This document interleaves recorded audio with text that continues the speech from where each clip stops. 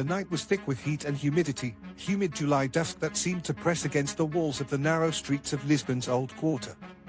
The sun had just slipped below the horizon, leaving behind a bruised orange sky that painted the facades in trembling shades of amber.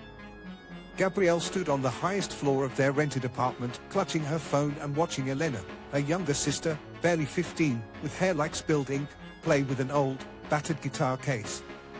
The air was thick with the scent of wet stone and roasted chestnuts from a nearby vendor, mingled with the distant hum of traffic.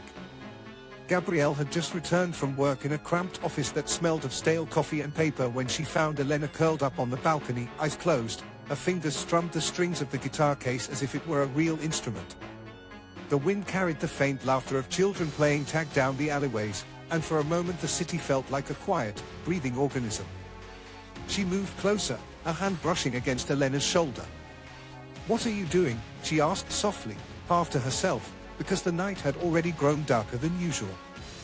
Elena simply smiled, eyes wide with wonder, as if the world itself were a stage of endless possibilities. "Just playing," she replied, pressing her fingers harder into the strings. The sound that came out was an odd, hollow note, almost like a sigh. A sudden rustle in the corner drew Gabrielle's attention. She turned to see a bright red bus, a rare sight against the grey stone, parked at the end of the street, its doors open. The driver, a man in his 40s with sharp features and eyes that seemed too deep for their age, stepped out.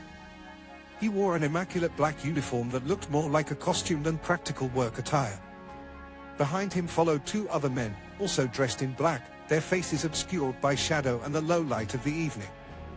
They moved with purpose, each step measured as if they were walking through a silent battlefield. Their presence felt foreign, almost supernatural against the ordinary backdrop of Lisbon's cobblestone streets. Gabrielle felt her breath catch for an instant. Elena turned her head, curiosity shining in her eyes. "Who are you?"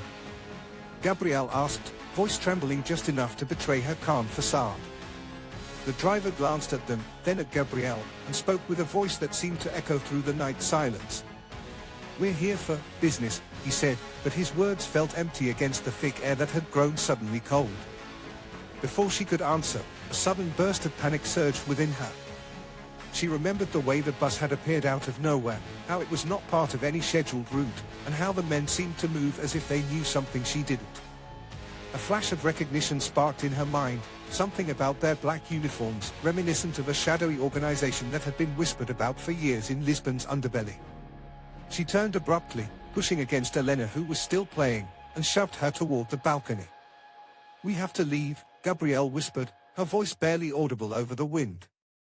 Elena looked at her, eyes wide with confusion. "Where?" she asked. Gabrielle didn't wait for an answer. She lifted herself onto the narrow balcony rail, feeling the roughness of the wood beneath her palms, and stepped out into the night.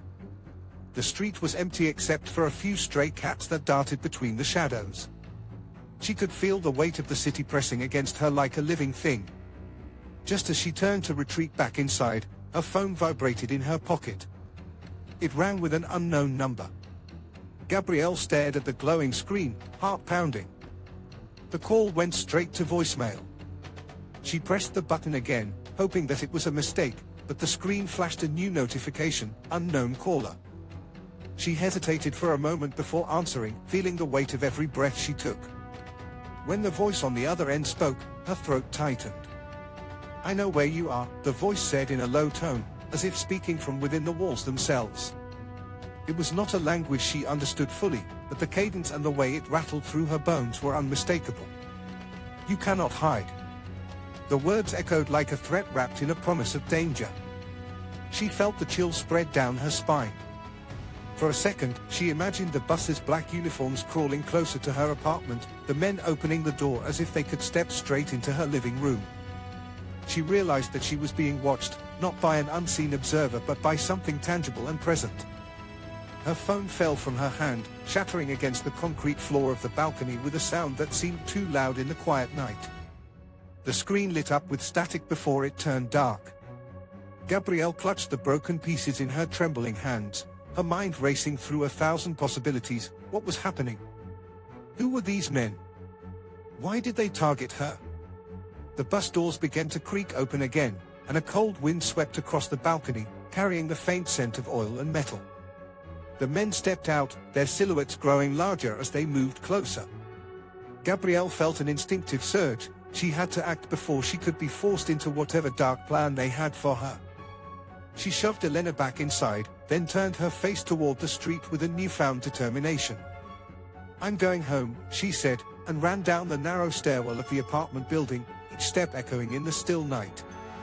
The city's lights flickered as she passed, and she felt the weight of the unknown pressing against her like an unseen hand. When she finally reached the front door, she pulled it open with a quick twist of the knob, but found that someone or something, had already moved it back. Her heart thudded in her chest, and she heard a faint rustle from inside. She pushed the door open again, only to find that it was locked from the outside. The bus's red lights flickered against the night sky as if warning her of danger that had yet to manifest. Gabrielle pressed her back against the railing of the balcony, staring at the empty street that seemed to hold its breath. She could feel the city's pulse in her veins and knew that whatever was lurking beneath the surface of Lisbon would not rest until it found her. She turned back toward the apartment, her mind racing with questions she could not yet answer. She pressed herself against the door, listening for any sound, any hint that someone had followed her. The night seemed to swallow her words as she whispered a silent plea into the darkness, hoping that whatever was out there would stay away. The bus's headlights faded into the distance, and with it, the faint echo of the unknown voice in her mind. Yet the fear remained, a quiet, unrelenting presence that had begun to take root deep within her. It was a seed of dread that she could not yet name but felt growing in its darkness. The city hummed around her, indifferent to the terror that lurked just beyond the threshold. In the days that followed, Gabrielle would find herself looking over her shoulder at every corner and hearing faint whispers of Vale on the wind. She would hear the sound of a distant bus door opening and feel an inexplicable chill in the air as if someone were watching from behind the stone walls. But she would also realize that this was only the beginning, a prelude to something far greater than she could have imagined. She knew that the city's hidden underbelly held secrets waiting to be uncovered, secret networks of tunnels and corridors that stretched beneath the streets, their own stories whispered in the silence between footsteps. The red bus had been merely a catalyst, an opening into a world that existed just out of sight but close enough to touch. And so she set her heart on a path she could not yet see, ready to chase the darkness and bring it to light. For now, the night was still thick with fear, and the city's hidden depths waited patiently for the one who would uncover them. The first time the call came was just after sunset, when the light on the street outside her window turned amber and the air began to cool. Gabrielle was standing by the balcony of the apartment she shared with Elena, a stack of old textbooks and a few mismatched cushions piled beside the windowsill. The city's hum, cars, distant sirens, a child laughing somewhere beyond the walls, was suddenly pierced by the crackle of an unfamiliar ringtone. She glanced at the screen, her heart thudding in her chest like a drum. A number she didn't recognize lit up, 91? The line blinked and then displayed a single message in a small grey box, * I know where you are *. Her fingers hovered over the call button for a long moment before she pressed it, her pulse quickening with every second that passed. The voice on the other end was flat and distant. It sounded as if it had been filtered through layers of concrete and damp stone. "You can't run from me," it said in a tone that made the hairs along Gabrielle's arms lift. "I'll be there soon." She stared at her phone, eyes wide. Elena, who was on the floor below with her hair in a messy knot, looked up. "What's wrong?" she asked, concern lacing her voice. Gabrielle swallowed. She didn't want to frighten Elena, but she also couldn't ignore what she felt. The call had been brief, just a few seconds of static and then the abrupt ending of the line.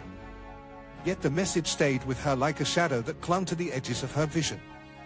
"It was just a stupid prank," she said, forcing a laugh that didn't reach her eyes. Elena's brow furrowed. "You think someone is joking?" she asked, but she also seemed skeptical. Gabrielle shook her head slowly, unable to articulate why she felt the uneasy pull of fear in her chest. That night, after Elena had gone to bed, Gabrielle kept her phone on silent, tucked beside her pillow, watching the screen for any new notifications. The next morning, she prepared a quick breakfast and tried to focus on the day's tasks, editing an article about Lisbon's old markets and replying to emails from editors in Madrid. The call came again. The same number lit up. This time, the voice was softer but no less threatening. "You're not going to forget me," it whispered. "I've been watching you." Gabrielle felt a cold chill slide down her spine. She stared at the number on the screen as if she could see something in its digits that would explain why she had been targeted. The line went dead. She slammed the phone into her bag and tried to go about her day as if nothing had happened. She remembered the night when she was a child, standing on the top floor of their rented apartment in Lisbon's old quarter. The red bus had pulled up by the balcony, its bright paint reflecting off the windows like a beacon. Two men in black uniforms had boarded and stood at the threshold, watching her with eyes that seemed to see through her. Adrian Vale, he was the name she would later learn, and an accomplice, a shadowy figure who had never spoken but whose presence felt heavy enough to weigh on the air. Gabrielle's small body had trembled as they approached. She remembered the feeling of being trapped in a story she could not understand. She could not shake that memory from her mind. It made every new call feel like a step closer to that night, and each one added another layer to the dread that now clung to her. That afternoon she found herself at the local cafe where Marta worked, a barista with warm hands and an even warmer smile. Gabrielle was sipping a cup of strong espresso, trying to decide whether to tell Marta about the calls or not. "You've been on my mind all day," she said quietly. Marta looked up from polishing glasses. "Is it something serious?" she asked, her voice laced with genuine concern. "We're close friends, you can trust me." Gabrielle hesitated, then opened up about the calls, the cold voice that insisted he would be there soon. Marta laughed softly, shaking her head. "It's probably just a joke," she said. "Someone's messing around. Maybe it's a prankster who likes to scare people." She was not entirely convinced. Gabrielle could feel the words of the stranger echoing in her mind as if they were being spoken by an unseen presence behind her. But she had never felt so frightened, and yet she also did not want to be the one to let fear dictate her actions. After leaving the cafe, Gabrielle returned home, heart pounding. She tried to focus on the day's work but could barely concentrate. The phone was lying on the kitchen counter, its screen dark. Her fingers fumbled in a search for something, anything, to reassure herself that she was not losing her mind. She decided to call back the number. "Hey," she said when the line connected. The voice was calm, almost bored. "I see you're still interested." Gabrielle swallowed. "Who are you?" she asked, trying to keep her voice steady. A pause filled the space. Then the voice answered, this time with a hint of amusement. "You're a stubborn one," it said. "My name is Adrian Vale." The name was a revelation. It made sense now. She remembered seeing the face of a man with a sharp jawline and an expression that could have been described as a blend between curiosity and threat. Gabrielle's heart hammered in her chest. The fear she felt was not just about the unknown but also about something tangible, real. "I'm calling to let you know I'll be watching," Adrian said, almost gently. "You've become more than a curiosity, you're now a part of my project." He paused again and then laughed softly. It sounded like someone's throat being scraped, or perhaps a ghost was making a joke at her expense. Gabrielle felt the terror rise in waves that could not be contained. She realized she needed to get answers. The next day she dug into her phone's contacts list. She scrolled through names until she found one that had been added, Vale. No description, no address, just a single name. She stared at it, feeling like a secret was unfolding around her in an unseen language. She called the number again. This time the line rang only once before going dead. The next day, she tried to ignore the call and focus on her work for the magazine, but she couldn't shake the feeling that someone was watching her from every corner of Lisbon's streets. At night she would lie awake staring at the ceiling, listening for any sound that could be the knock of a door or footsteps. She began to suspect that the city itself had become an accomplice in this sinister game. The street seemed unfamiliar, and every time she walked past a particular building, her heart would pound as if something were lurking behind it. She began keeping a log of each call, date, time, length, voice tone, any words or phrases used. She also took note of the days when she felt particularly uneasy and tried to see patterns in her life that might have triggered this harassment. The more she wrote down, the clearer her thoughts became. Her fear was no longer a random feeling, it had become a thread that pulled her through every day. In the weeks that followed, the calls became more frequent. Sometimes there were 2 or 3 per day, and each time the voice would say something different but always with the same underlying threat, "I'll be here soon." She tried to find ways to escape this dread. She locked her doors at night and set up an alarm system, yet nothing seemed to make a difference.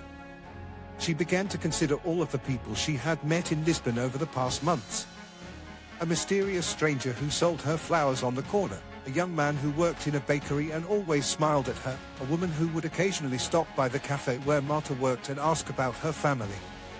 Each person seemed like an ordinary encounter, but in the back of Gabrielle's mind she wondered if any of them could be connected to Adrian or to some deeper network. She was also trying to remember that day when the red bus had pulled up on her balcony as a child, and she had felt so small and exposed. She had been watching the bus as it disappeared into the darkness. She remembered the way the 2 men in black uniforms stood at the threshold of her window, their eyes looking straight through her like they were trying to read something hidden inside her mind. In that moment, Gabrielle realized that she was being manipulated from the very beginning. Adrian had been watching her even as a child and had taken note of her actions. He had been building a file on her over the years and now he was finally ready to use it against her. She felt anger rise in her chest, she no longer wanted to be a passive victim. When she returned home that evening, she took a walk around the city's streets with a flashlight in hand. The shadows seemed deeper, but she tried to stay calm as if she were walking through an unfamiliar maze. She saw a group of men huddled near a brick wall and wondered if they might be her next target. Her heart was racing again, yet this time she decided not to flee. She realized that the only way to stop Adrian's threats was to find out who he was and why he wanted her. She would need to investigate, but she also needed allies. She reached out to a friend from Madrid, Marta, the barista, and told her everything. Marta was shocked but supportive, telling Gabrielle that she should contact someone with investigative powers. That night, as she lay in bed with the phone next to her, she heard the sound of footsteps on the floor below. Her pulse quickened, and for a brief moment she imagined herself running from an unknown threat. Then she remembered the way Adrian had looked at her as a child. His eyes seemed like they were searching for something deeper inside her mind. She closed her eyes and tried to calm herself. She decided that she would not let fear rule her life. She would find out who Adrian was, where he came from, and why he wanted her. The call that began with a simple threat had become the starting point of an adventure that would take her deeper into Lisbon's shadows than ever before. She turned off the lights, pulled the covers over herself, and thought about all of the pieces that were slowly coming together. Each call, each number, each strange encounter was like a puzzle piece that she would eventually fit together to form a larger picture, a picture of a man who had followed her from childhood into adulthood, watching her every step. In the days ahead, Gabrielle would have to decide whether to continue living in fear or to face the unknown with courage. She understood that her story was not yet finished, it was only the beginning. The day that Gabrielle was assigned to cover the restoration of the historic theatre in Alfama felt like a small victory against the shadows that had followed her since childhood. The city's winding streets, their old stones slick with rain, seemed to breathe an ancient rhythm as she stepped into the foyer of the abandoned opera house. She could feel the weight of its past pressing against her shoulders, a mixture of dust and memories, a silence that was almost louder than any music. She walked along the long corridor lined with cracked frescoes, each wall telling a story in faded colors. Her camera hung from her neck like a badge of purpose. She knew she had to find something tangible to write about, evidence of the theater's historical significance, or perhaps a clue to the network that had haunted her life. The task was clear, but the path felt uncertain. At 10 a.m., after photographing the ornate staircase and the rusted chandeliers, Gabrielle slipped into the basement, a section of the building that no one had dared explore for decades. The door creaked as she pushed it open, revealing darkness swallowed by layers of old plaster and cobwebs. A single beam of sunlight pierced through a gap in the ceiling, illuminating a dust-laden staircase that led down to an even darker level. She switched on her headlamp, its light flickered across the rough stone floor, catching on a series of iron grates bolted into the wall. The air was cool and damp, carrying a faint metallic tang, like rusting blood. Gabrielle paused, listening for any sound that might suggest she was not alone. Her pulse quickened as memories of that night in Lisbon flooded back, the red bus stopping by her window, the men in black uniforms, the voice on the phone that had said, "I know where you are." The basement felt like a continuation of that same oppressive presence. She began to move forward, careful not to disturb any loose stones. Her footsteps echoed against the stone walls. Every now and then she paused to take photographs, close ups of the peeling paint, the intricate carvings on the iron grates, the faint stains that suggested someone had once passed through these very passages. She kept her recorder in hand, knowing that even if nothing tangible emerged, her notes might hold the key to a larger narrative. At one point she found a narrow opening, just enough for a child's head, to peer into an underground tunnel. Her breath caught as she saw that the tunnel led beyond the theater's foundations, disappearing into darkness. The walls were lined with old pipes, their copper bodies now corroded and silent. On one of these pipes, in faded ink, was a name, Vale. It was not just a label, it seemed to be an address or a warning. Gabrielle's heart pounded as she remembered the contact number that had appeared on her phone years ago, an unknown number with the same surname. She turned the light toward a particular section of the wall where several old photographs were taped together, each image depicting different scenes from Lisbon's past: a street market in Alfama, a group of men in black uniforms standing near a bus stop, an old theater balcony filled with people. The photos seemed to be connected by a thread, an unspoken narrative that suggested something was being watched or recorded. The basement silence was suddenly broken by a low hum, a faint mechanical sound that could only come from below the floorboards.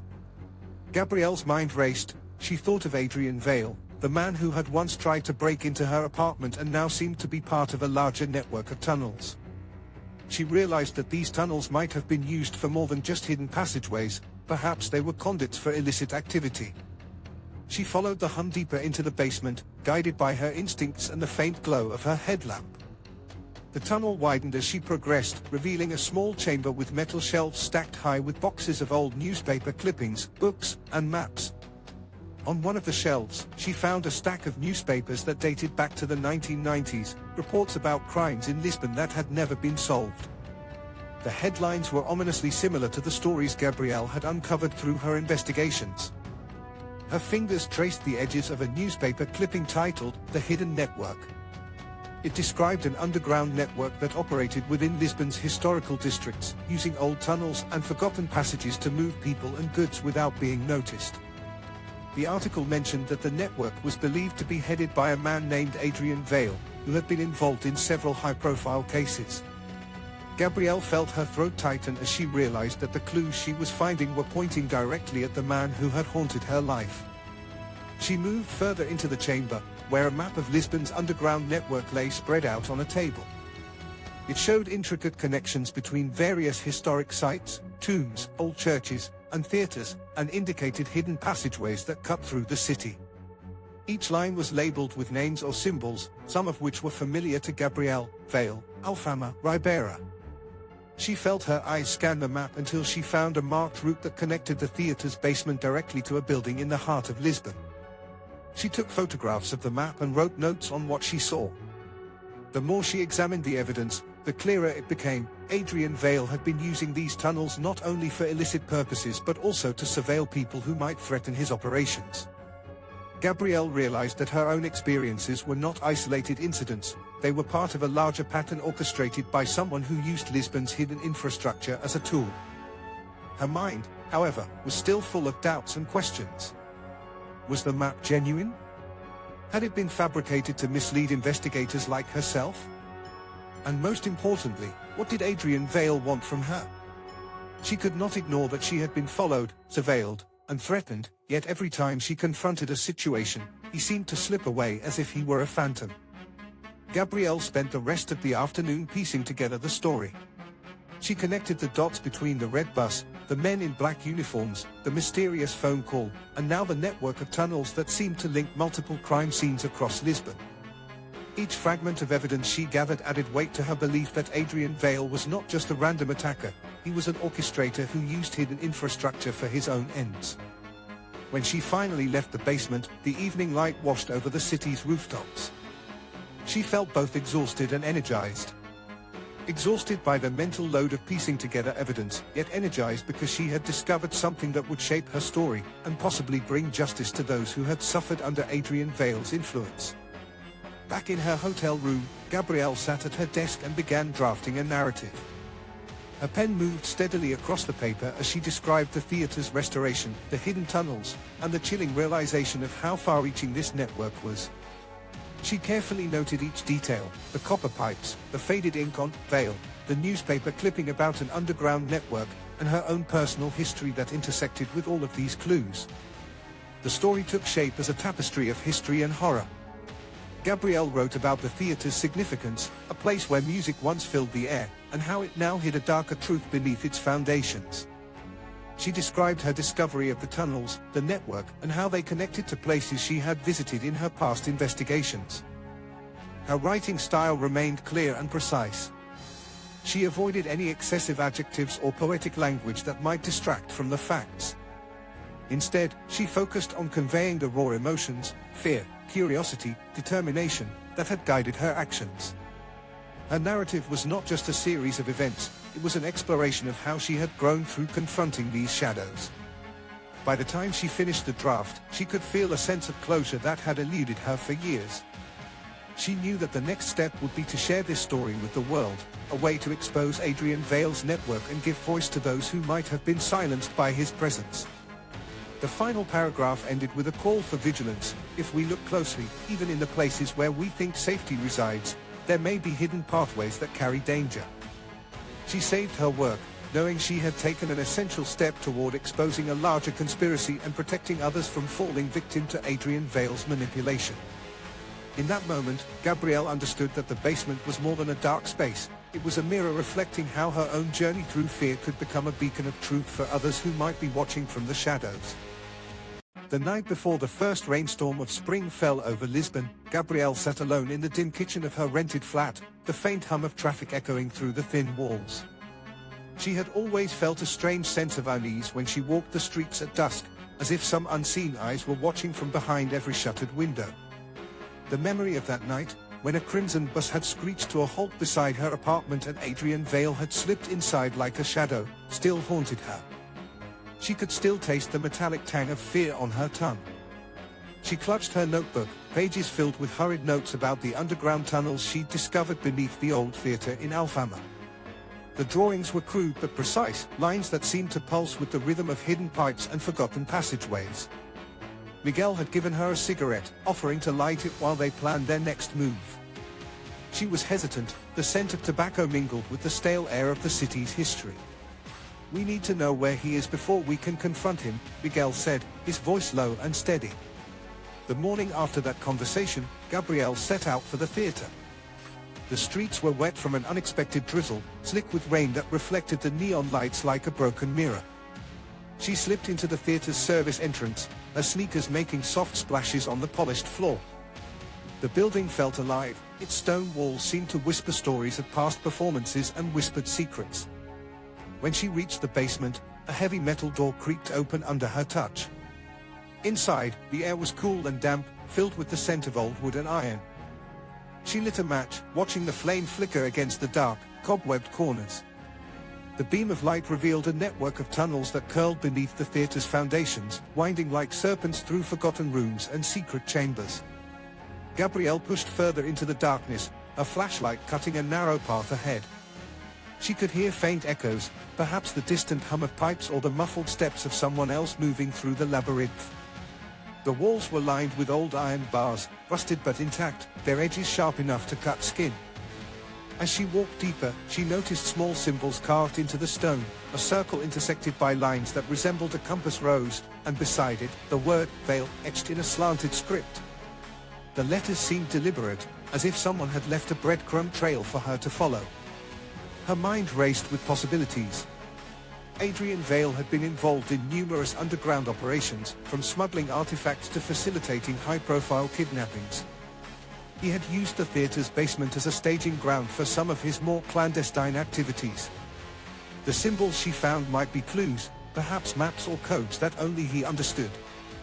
She pulled out her notebook again and began to sketch what she saw, marking each passage with precise coordinates. Just then, her phone buzzed on the table beside her. It was a new call from an unknown number.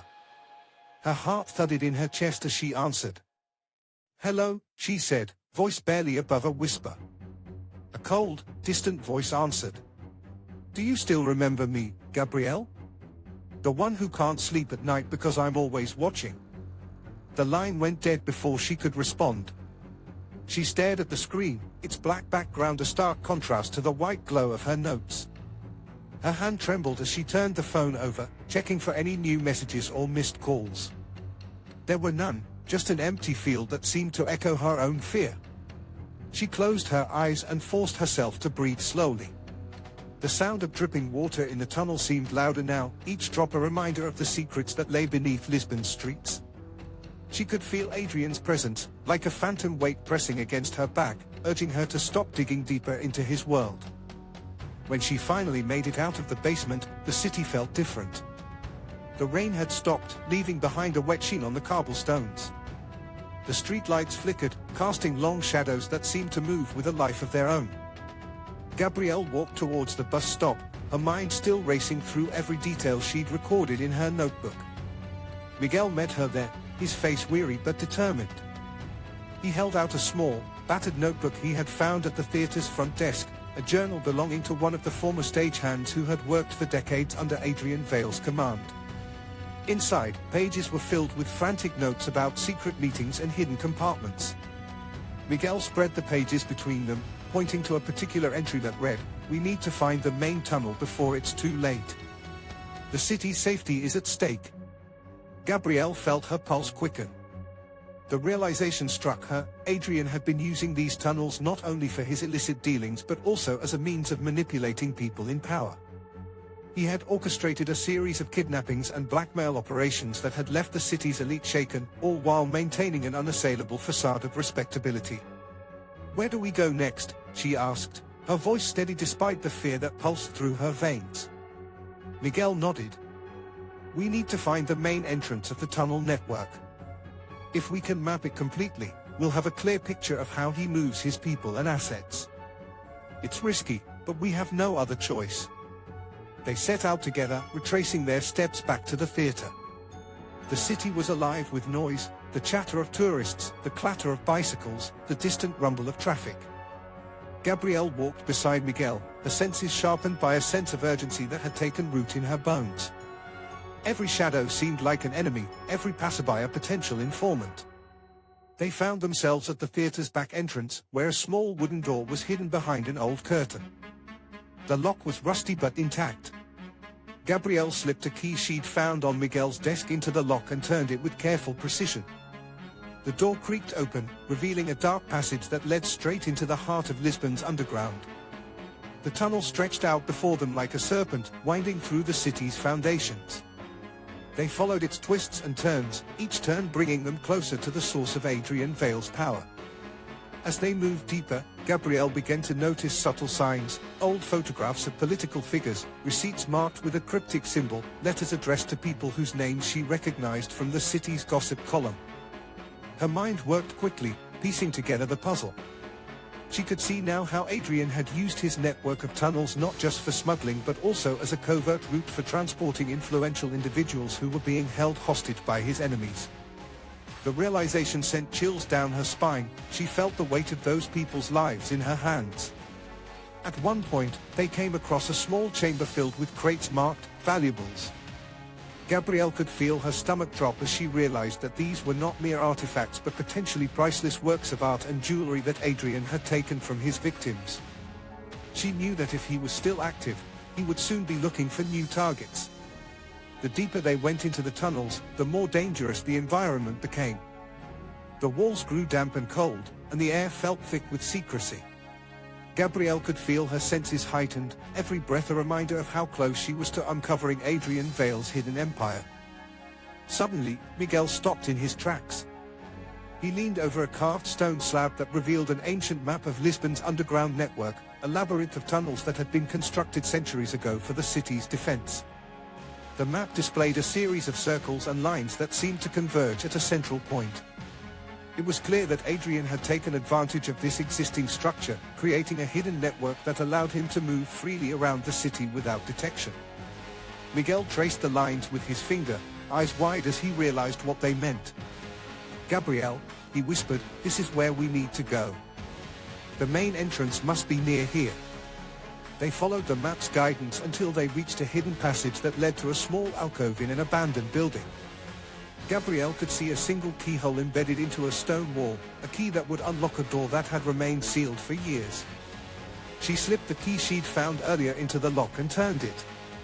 The door creaked open, revealing a room filled with a flickering light source that illuminated a collection of documents, blueprints, contracts, correspondence, all related to Adrian's underground operations. Gabrielle's heart pounded as she realized how close she was to exposing him. She carefully collected the documents and slipped them into her bag before making her way back through the tunnels. The path was treacherous, every step seemed to carry the weight of a hidden threat that lurked in the darkness. When they emerged from the tunnels, Gabrielle felt a sense of triumph but also a growing awareness of the danger that still surrounded them. She realized that Adrian Vale had a vast network of people who would stop at nothing to protect their interests. The realization was both frightening and motivating. She knew she had to act quickly before he could learn of her discoveries. As they made their way back to her apartment, Gabrielle's mind replayed the events that had unfolded over the past weeks. She understood that Adrian's network was not only a criminal enterprise but also a tool used by those in power who were willing to sacrifice the lives of others for personal gain. Her thoughts turned to Miguel, who had stood beside her every step of the way. He was a man of integrity and courage, a partner who shared her passion for justice. She realized that their partnership would be crucial as they moved forward to confront Adrian Vale and expose his network. She knew that she could no longer let fear dictate her actions. Her fear was a reminder that she had been manipulated from a young age, but now she was determined to turn it into a force that would drive her toward justice. With the documents in hand, Gabrielle entered her apartment, feeling the weight of the evidence pressing against her chest. She sat down at her desk and opened her laptop, ready to start compiling a comprehensive report that would bring Adrian Vale's crimes to light. She understood that this would be dangerous, it was a step into the heart of darkness, but she also knew that without taking this risk, she would never find the truth. She stared at the screen, typing each word with deliberate care. The words on her screen were not just facts, they were the culmination of her journey, a journey from fear to courage, from confusion to clarity. She realized that the path ahead was fraught with uncertainty, but she was ready to walk it anyway. The night was thick with the kind of silence that feels like a held breath. The city's lights flickered through the slats of the old windows, painting long shadows across the stone walls of the underground tunnels beneath Lisbon. Gabrielle stood at the mouth of the passage that led deeper into the labyrinth, her pulse echoing in her ears louder than any distant traffic above ground. She had followed the map she'd pieced together from years of research, each symbol a breadcrumb dropped by Adrian Vale himself.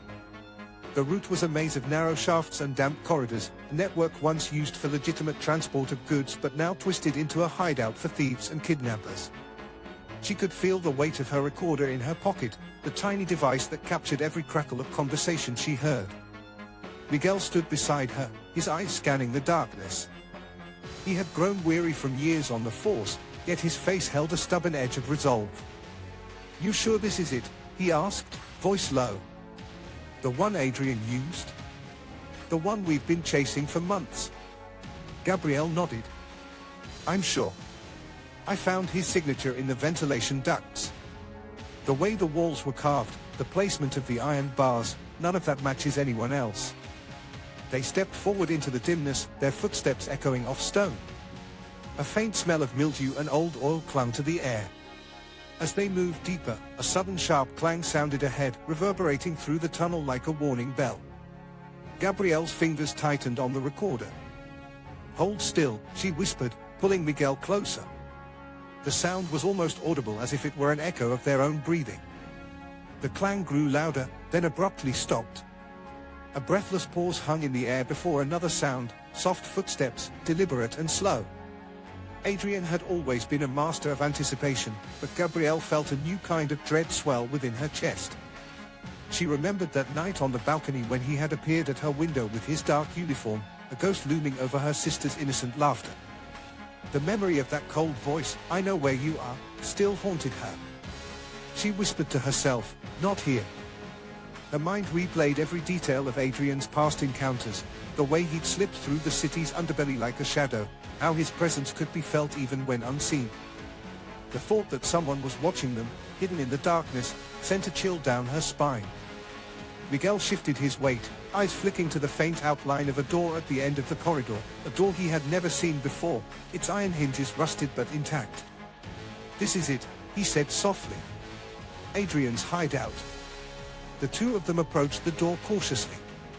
Gabrielle's hand trembled as she reached for the handle, her fingers brushing against cold metal. She could feel Adrian's breath on her back, a subtle pressure that made the hair on her arms stand up.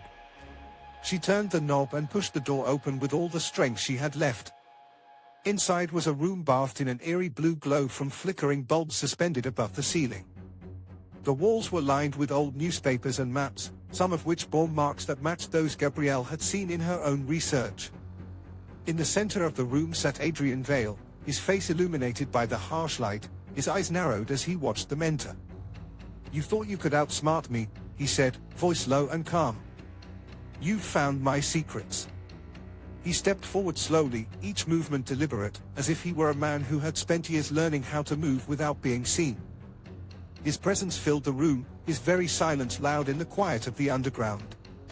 Gabrielle felt her heart hammer against her ribs. She remembered the way Adrian's eyes had scanned her earlier that night on the balcony, always looking for something she didn't see. He was a master of manipulation. He could play with fears like a puppeteer, and now his game was in front of her, no longer just a ghost story. She steadied herself, recalling every piece of knowledge she'd accumulated over the years. "You think you're untouchable," she said, voice steady. "But you can't escape the truth." Adrian laughed softly, a sound that rang like a bell in the underground space. He lifted his hand to his lips as if speaking in secret. "Ah, Gabrielle, always so quick with your convictions. You are a bright young journalist. You think the world is simple, and you have no idea how tangled it really is." He moved closer, his footsteps echoing. She could feel the weight of his presence. He seemed to fill the space between them, an invisible force that threatened to crush her. "You're not just a thief," she said. "You're part of something larger, a network that feeds on fear and control. And I'm here to stop it." A moment passed where the only sound was their breathing. Gabrielle's mind raced. What would be his next move? She could see a line of men in black uniforms entering from behind, each with an armful of guns or perhaps weapons hidden beneath clothing. Adrian's eyes flicked to them, and he nodded, as if confirming something. He turned to her again, a smirk on his lips. "I've been waiting for this," he whispered.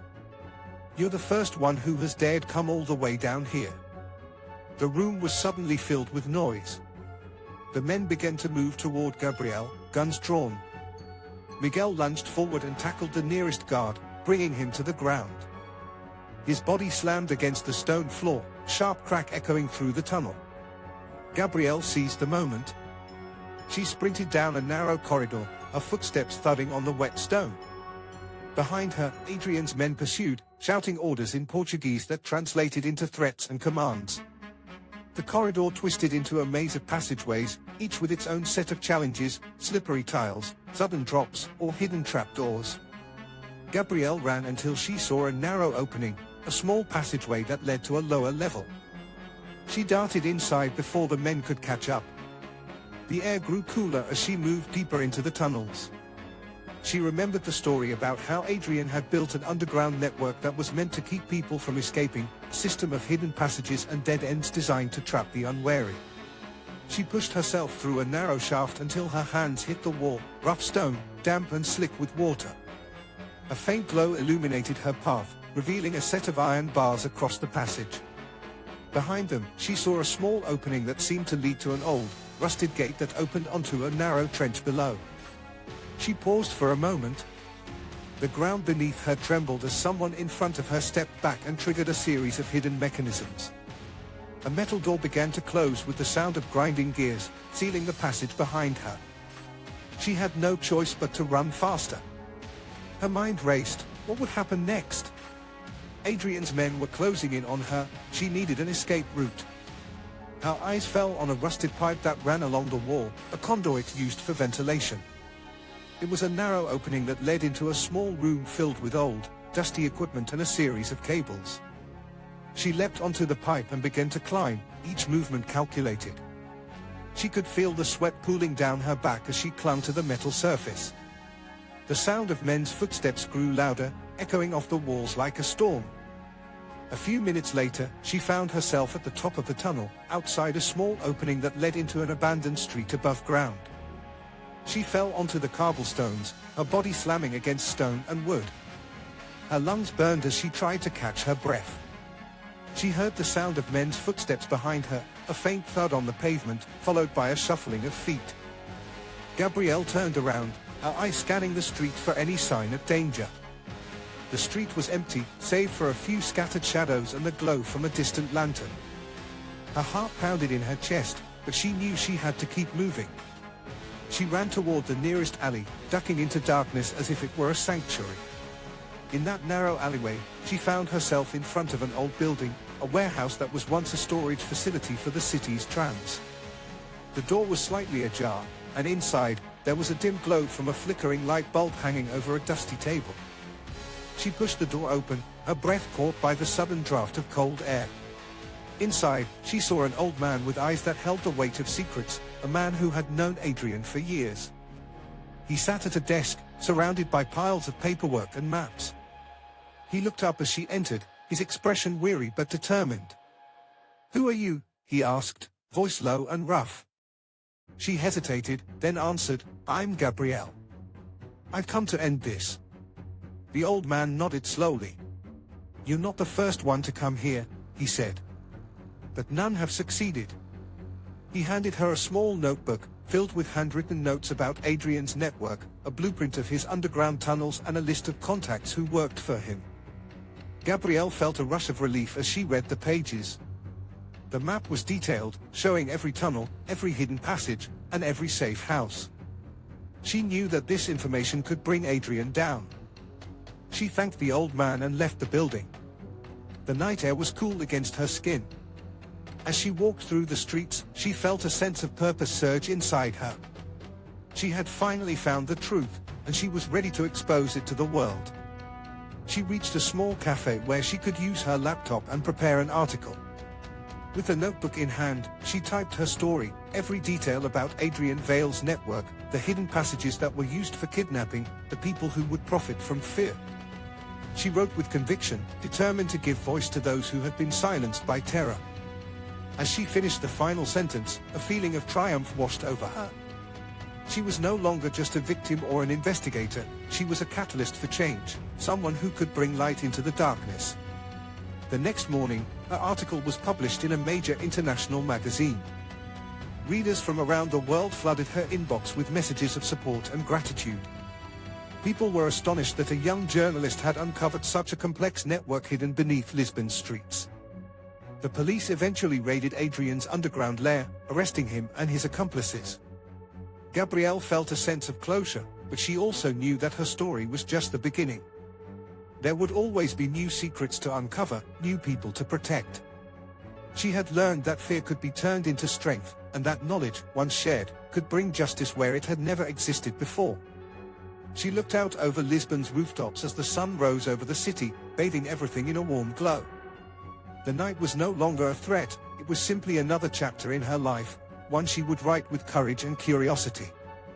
The morning after the storm that finally caught Adrian Vale, Gabrielle stood on the balcony of her apartment overlooking the misty streets of Lisbon and watched the sun lift its golden fingers over the rooftops.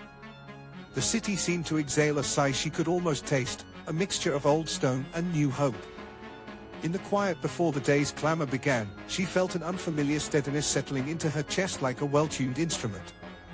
She had spent the previous night in a cramped, dimly lit cell beneath the city's ancient tunnels, surrounded by the damp echo of water and the distant rumble of traffic above.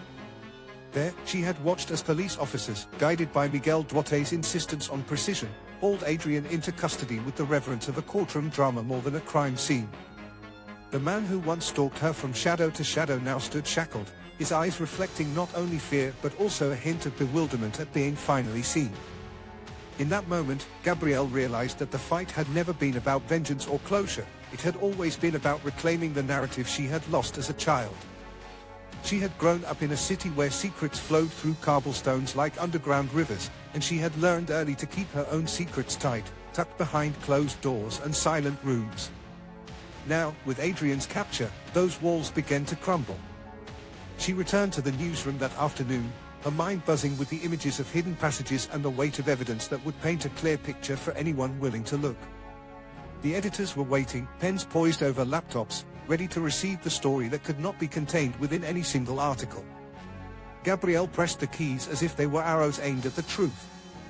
The first paragraph was simple yet stark. Lisbon's underground tunnels have been a stage for crimes hidden from the public eye. Tonight, the man who had orchestrated them all is finally held accountable. She followed with the details that had built her case, photos of maps marked Vale, recordings of whispered threats over old cell phones, testimonies from victims who had once walked through those tunnels without knowing. Each sentence was chosen carefully to avoid sensationalism while preserving the gravity of the revelations. As she wrote, a familiar feeling crept back into her, a mix of relief and gratitude. She remembered Elena's laughter echoing in that loft apartment, the way the light fell across the window where Adrian had once lurked. The memory of that night, when a red bus stopped outside and two black-clad men tried to breach her sanctuary, had seemed like an omen. Now, she could see how it had been part of a larger pattern of manipulation, an attempt to fracture her confidence before she could stand up for herself. Her editor nodded approvingly as the piece took shape. "You've captured the essence," he said, his voice low. "It's powerful enough to spark change." Gabrielle smiled, feeling a small surge of pride. Yet beneath that pride lay an even deeper understanding. The truth was not just her own, it belonged to everyone who had suffered under Adrian's shadow. When she finally finished the last line, "In the light of justice, we find our voices again," she closed her laptop and stepped outside into a Lisbon that no longer seemed oppressive. The city's noise had shifted from an oppressive hum to a rhythmic pulse, each sound a reminder that life moved on. She walked past the historic Alfama district, where she had once uncovered maps etched in stone, and felt the weight of history lift off her shoulders. Later that evening, Gabrielle gathered with Miguel and Marta, their faces lit by the glow of a small kitchen lamp. They shared a modest dinner, freshly baked bread from a local bakery, olives, and wine, and talked about what lay ahead. Marta, who had once laughed at Gabrielle's fears, now listened intently as her friend described the intricacies of the underground network that had been dismantled. Miguel offered his support without hesitation. "We've done what we can," he said, his voice steady. "But there's more to clean up, more people who might still be hidden." Gabrielle nodded, aware that justice was a process rather than a single event. She knew the investigation would ripple outward, exposing other layers of corruption and complicity. That night, after everyone had gone home, she sat at her desk again, this time with a notebook instead of a laptop. She began to write not only about Adrian's capture but also about the resilience required to face such darkness. Her words were raw and honest. "Fear is a constant companion in a city where shadows are thicker than light," she wrote, "but it does not have to define us." She recorded the names of those who had suffered, their stories interwoven with hers, as if each name was a thread stitching together a larger tapestry. When the article finally hit the web, it sparked an unexpected wave of responses. Readers from Lisbon and beyond flooded in with messages of gratitude and solidarity. An elderly man wrote that the piece reminded him why he had stayed in his small apartment for years, because no one would ever listen if not for someone brave enough to expose the truth. A young student sent a photo of her own notebook, where she had copied the lines Gabrielle had written, declaring it her own inspiration. The news outlet arranged an interview with Gabrielle on a local radio station. The host asked her about the emotional toll and the relief that came from seeing Adrian taken into custody. She answered without hesitation, "It's not just about him, it's about all of us who felt invisible in our own homes." Her voice resonated through the airwaves, and listeners could feel the authenticity behind each word. In the weeks that followed, several community groups organized vigils for those affected by Adrian's crimes. Gabrielle attended one such event, standing beside people holding candles. The flicker of flame reflected off their faces, each glow a testament to their shared resolve. She felt an overwhelming sense of belonging, as if she had finally found her place in the story that had once seemed so fragmented. The police department released a statement confirming the arrest and detailing the charges: conspiracy, kidnapping, and illegal possession of underground tunnels. They praised the investigative journalism that helped bring the case to light. Gabrielle read the statement on her phone, her fingers trembling slightly as she highlighted the words, public safety, and community trust. She understood now that this was more than a victory for herself, it was a step toward restoring faith in institutions that had once seemed distant. As spring approached, Lisbon's streets blossomed with flowers. Gabrielle felt a subtle shift within herself. The nights that had been haunted by the whisper of Adrian's voice were replaced by dreams of sunlight and laughter. She began to write again, this time about her own future, not just about justice. She drafted stories on environmental conservation, women's rights, and cultural preservation, each article fueled by a newfound confidence.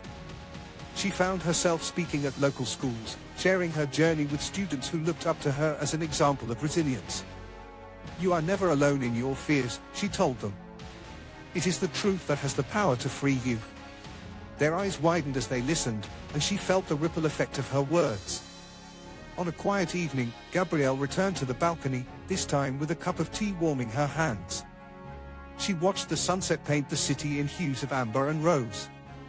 Her mind drifted back to that first night when a red bus had stopped outside her apartment and Adrian's silhouette had loomed against the window.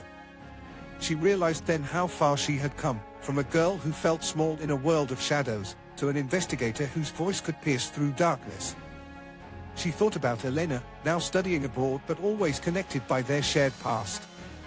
Gabrielle sent a message, "I've finally seen the light. I hope you're doing well." Elena replied with a simple, "Thank you for sharing this." The next morning, she woke up to find her phone buzzing with new emails, letters from readers who had been touched by her article, requests for interviews on other topics, offers of collaboration. The world was now speaking to her, and she answered with openness.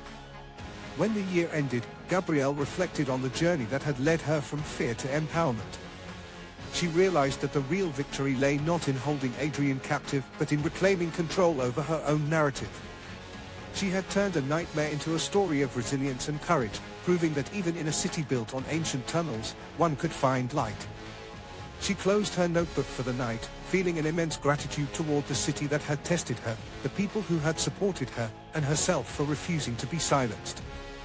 As she drifted to sleep, the quiet hum of Lisbon's streets seemed less like a threat and more like a lullaby, reminding her that every darkness eventually gives way to dawn.